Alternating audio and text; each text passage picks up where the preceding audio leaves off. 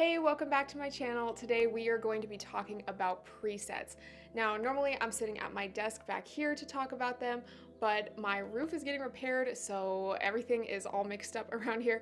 But I still wanted to come back today and just talk to you guys a little bit about presets, how you can use them, where to buy them, and all the good stuff that you need to know.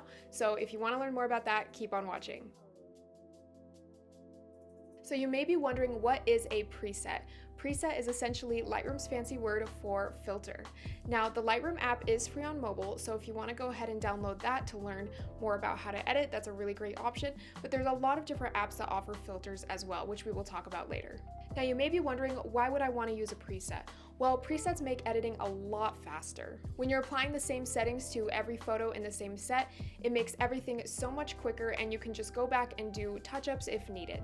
Presets can also be really helpful in finding your signature photo style.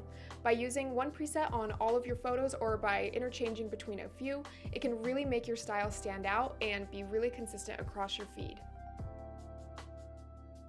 Now, you might be wondering, where do I get presets? Well, YouTube is actually a really great place to start.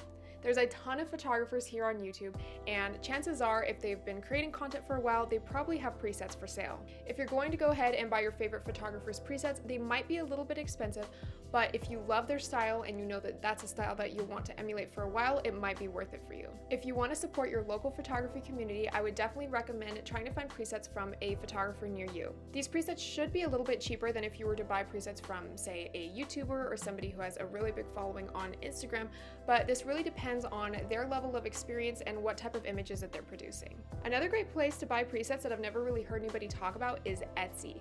Now, Etsy actually sells a lot of really cheap presets, so if you're just getting started, that is a great place to go. I bought presets off of Etsy that were $5 or $6, I think, for 10 presets, so it's definitely a great place to get started in looking.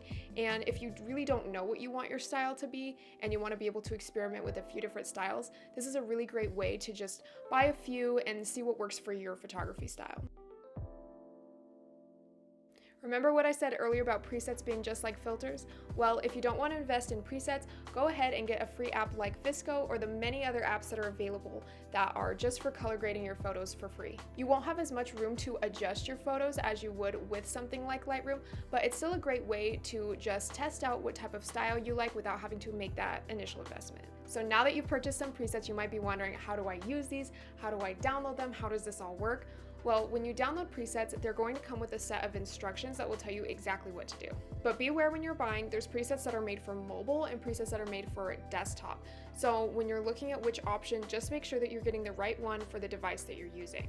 For example, if you ended up buying presets for Lightroom Mobile and you like to edit on your desktop, then they might not be compatible with each other. So you'll definitely want to make sure that you are buying the right presets for which device you're using.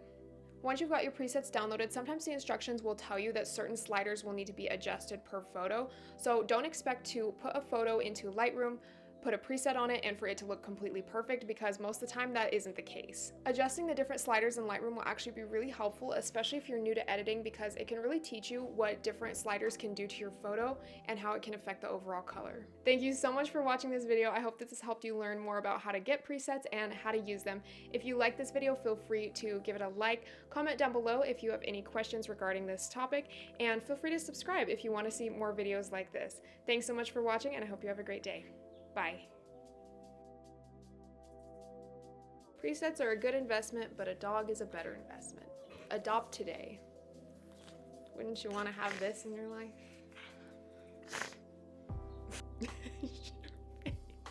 I love it so much. I can't get over her face. She looks like I drugged her.